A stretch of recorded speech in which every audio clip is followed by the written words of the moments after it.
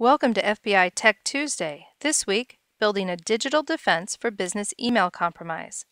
The business email compromise scam has been around for a few years, but as a new analysis from the FBI's Internet Fraud Complaint Center shows, it is a scam that has grown so large that it costs American companies hundreds of millions of dollars a year.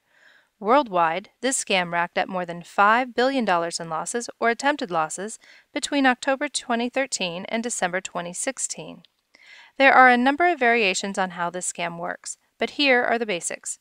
The fraudster either spoofs an email account or is able to hack into an account at a victim company.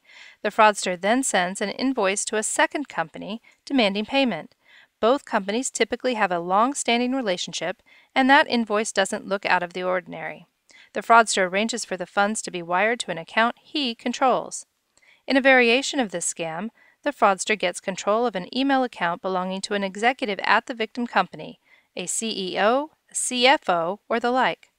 Using that executive's persona, he sends a request to the finance department asking for a payment to be wired to another vendor immediately. The unsuspecting employee makes the transaction happen quickly to keep the boss happy. Regardless of how the scam plays out, the victim company suffers the loss.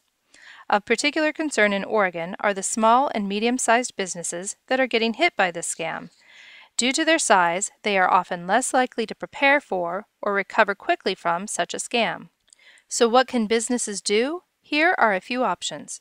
Require digitally encrypted signatures by businesses on both ends of a transaction. Require two-factor verification for money transfers, particularly big ones. For example, you could require a telephone call to confirm significant wire transfers either within your company or between your company and a vendor. Be sure to set up this protocol early in the business relationship and outside the email environment. When the fraudster hacks your email account, you don't want him to be able to see how to evade your security protocols.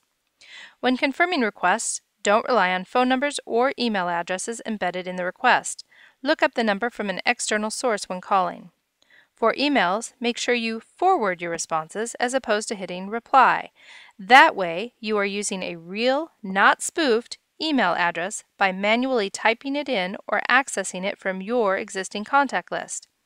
Train your employees to watch for suspicious requests, such as a change in a vendor's payment location. If you suspect that a fraudster has victimized your company, it is important to act quickly.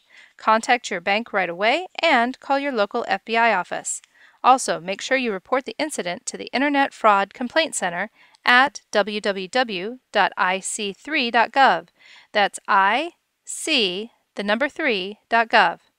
You can also find more information and tips on how to protect yourself at www.ic3.gov or www.fbi.gov. Thanks, and we'll see you next week.